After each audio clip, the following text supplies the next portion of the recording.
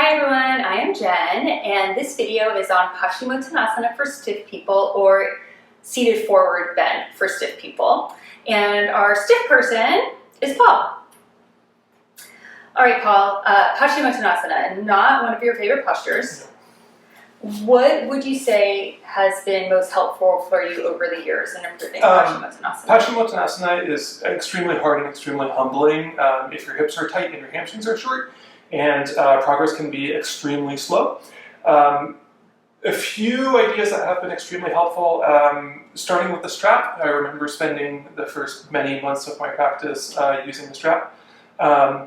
Putting your feet on a block or putting your sit bones on a blanket are three ideas that I find pretty useful. So we'll go through all of those. Can you show everyone what your Paschimottanasana looked like way back when? My original Paschimottanasana looked an awful lot like this. So you weren't even folding forward, and just that was all hamstrings for you? Yes. Okay, and then can you show us what it looks like now? So it's pretty nice. I mean, he's got his feet, he's got a nice curve to his back. It's a little bit rounded, but that's quite normal. In forward bending, you're not going for a flat back. That doesn't work for most people.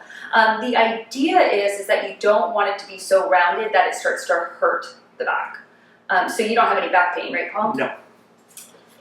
So if you do have back pain, then you will want to avoid the forward fold. No one ever does this, but keeping a straight torso and reaching to the ceiling is extremely useful.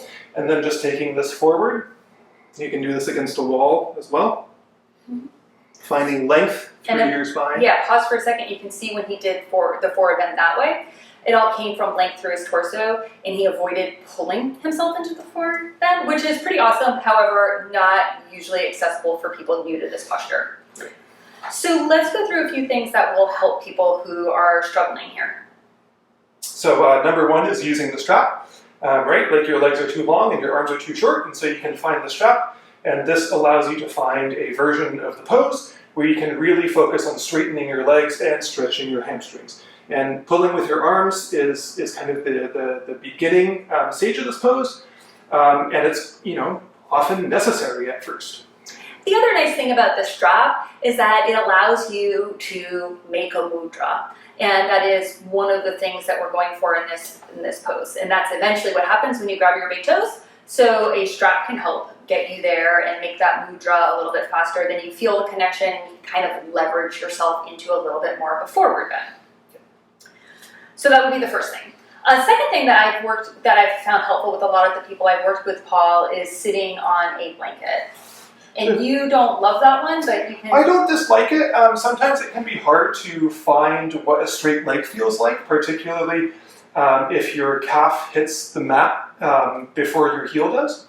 So like sometimes you'll see people and like their heel is up off the ground. I don't suffer from this. But overall, sitting on a blanket or two can be an interesting exercise in establishing what straight means for your legs personally. I can't hyperextend my knees. So I can't go too far here. And just pause for a second. The other benefit to being on a blanket is that it lifts the pelvis up a little bit higher and allows for more mobility through the pelvis. And that's something that we see again and again with people with tight hamstrings, is that the pelvis kind of gets scooped under, which causes even more rounding in the back. And again, rounding in the back isn't inherently bad, but it can cause back pain, and we do want to avoid that. So sitting on a blanket can allow for the sit bones to kind of slide back a little bit more. Then you can get a different tilt in the pelvis, which can give a little bit more length there. How's that, Paul? So this definitely gives a little bit more length. It allows your pelvis to tilt forward a little bit more easily, but it's subtle. It's a small effect. So if you try this and you can't really tell the difference, I wouldn't be shocked. Something you just need to put in a few years. Yeah, and keep practicing it too. Often the first time you try something, it's not particularly useful. The other thing here, and Paul disagrees with me, but I do think for some people, bending the knees a little bit here can be helpful. First, if you have back pain, I would definitely suggest bending the knees. That's going to help create more length in the back. The problem with bending the knees is that then it does take out some of the stretch for the hamstrings. And you just lose that intensity in the hamstrings, Paul. This doesn't stretch my hamstrings at all, but that's me. If I have lower back pain, and I have gone through many bouts of that, I much prefer the Ashtanga without bending methodology. Stay here for 5 breaths, or 3. And then take it forward. And pull in the lower belly, and like learn those bandhas. And then eventually you come all the way down here.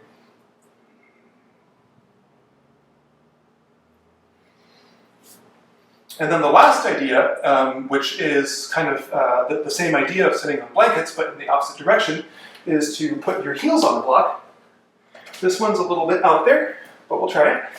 So here, like, you don't get that gravitational assist of pulling your pelvis forward, but you do get this exploration of what does straight mean for these legs of mine. And so here, like, there's no cheating, like my legs can't be bent a little bit because the mat is supporting me. And so here, I can try to straighten these legs as much as humanly possible, and there's nothing that's in the way of them. If you are someone who tends to hyperextend, this probably would not be something I would suggest for you, because then you're going to go into that hypermobility. But if you are a legit stiff person, this will probably be pretty helpful. And then something I suggest to students who are just trying to isolate the hamstring would be to lie down and stretch the hamstring. So the benefit to lying down is that then you're not worried about the back over flexing or over rounding. And again, because the rounding of the back is what causes this pulling of the back. So one idea would be to isolate and stretch the hamstring without rounding the back at all. One way you can do that would be to lie flat on your back. So when you're flat on your back is flat. Hook the leg with a strap, and then just isolate this leg by pulling it. So you're staying down in your upper body. You don't have to worry about bringing your chin to the shin or anything like that. You're just isolating your right hamstring. And this is something you could do for 10, 20 breaths and then change sides. So and it works on any range of motion, right? You can start here, you can grab the toe, you can pull it all the way down if you're Jen, but this works for anybody. Yeah, it does not have to be the heel over the hip at all. You can have it a little bit further away. The idea is that the back is flat so that you're not bringing any of that tension of the forward bend into your spine. And then, you just do this for a while, and then you circle back and do your Paschimottanasana after. And of course, you want to get as even as possible, so you would repeat on the second side for the same length of time. And you could also, once you have, again, this bind with the strap or however you're doing it, you can also kind of push your heel away a little bit to get a little bit of the opposing force. So you're not just pulling with the arm, but you're also meeting it with opposition in the leg. How's that, Paul? Great. All right, so try these methods, give it a shot, experiment in your own practice, see if you find it helpful. Please subscribe to my channel so you'll be the first to know next time I drop a video, and check out the links below to help you on your yoga journey.